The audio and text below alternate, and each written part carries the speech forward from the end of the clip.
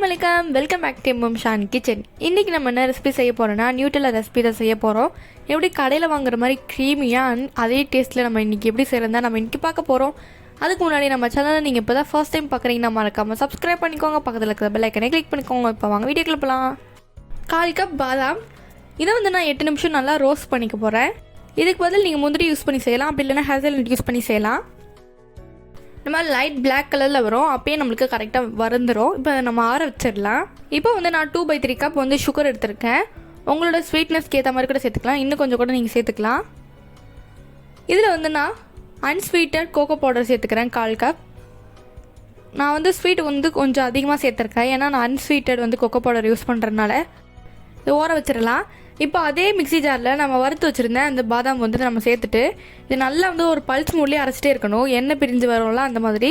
இப்போ நம்ம மிக்ஸ் பண்ணி வச்சுருந்தேன் அந்த கோகோ பவுடர் மிக்ஸை நான் சேர்த்துடுறேன். கொஞ்சம் கொஞ்சமாக சேர்த்துட்டு கூட மிக்ஸ் பண்ணலாம், இல்லை உங்களுக்கு இடம் இருந்ததுன்னா ஒரே டைமே சேர்த்துட்டு நல்லா மிக்ஸ் பண்ணுங்கள். இதில் 3லேருந்து 4 டேபிள் ஸ்பூன் தேங்காய் எண்ணெய், அப்படி இல்லைன்னா பட்டர் சேர்த்துக்கலாம். நான் 2டையும் மிக்ஸ் பண்ணி சேர்த்துருக்கேன். இப்போ இது நல்லா ஸ்மூத் பேஸ்ட் வர மாதிரி நம்ம அரைச்சிட்டே இருக்கணும். பாருங்கள், அரைச்சிட்டே இருந்தீங்கன்னா கரெக்டாக உங்களுக்கு இந்த கன்சிஸ்டன்சி வரும். அப்போயும் உங்களுக்கு திக்காக இருந்ததுன்னா கொஞ்சமாக சன்ஃப்ளவர் ஆயில் ஆட் பண்ணிக்கோங்க, இல்லைனா நீங்கள் ஃபுல்லாகவே சன்ஃப்ளவர் ஆயில் யூஸ் பண்ணிக்கலாம். அப்படி இல்லைனா நீங்கள் பால் கூட சேர்த்து அரைச்சிக்கலாம். பாருங்கள், நம்மளுக்கு எவ்வளோ ஸ்மூத்தி டெக்ஸ்சராக வந்திருக்கு. கடையில் வாங்குவோல அதே மாதிரி நம்மளுக்கு பர்ஃபெக்டான கன்சிஸ்டன்சி வந்திருக்கு. பாருங்கள் எவ்வளோ நல்லா ஸ்டெப்பாக வருது பாருங்கள். இப்படி இருந்தால் தான் கரெக்டான கன்சிஸ்டன்சி. இந்த நியூட்டெல்லா ரெசிபி நட்டெல்லான்னு கூட சொல்லுவாங்க. இதெல்லாம் எதில் ட்ரை பண்ணலான்னா முந்திரி, பாதாம், வேர்க்கடலை, அப்புறம் ஹேசல்நட், இதை 4த்துலேயும் ட்ரை பண்ணலாம். ஹேசல்நட் அவ்வளோவா சீக்கிரம் கிடைக்காது, கேட்டு வாங்குற மாதிரி தான் இருக்கும்.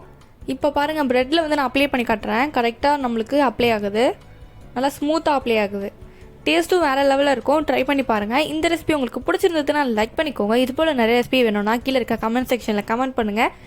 மறக்காமல் பெல் ஆப்ஷனை கிளிக் பண்ணி ஆல் ஆப்ஷன் கிளிக் பண்ணிக்கோங்க. அப்போ தான் அடுத்தடுத்த வீடியோஸ் போட்டால் உங்களுக்கு உடனே நோட்டிஃபிகேஷனாக வரும். இது போல் ஒரு இன்ட்ரெஸ்டிங்கான வீடியோ நெக்ஸ்ட் டைம் சந்திக்கிறேன். Bye, you take care, stay home, stay safe.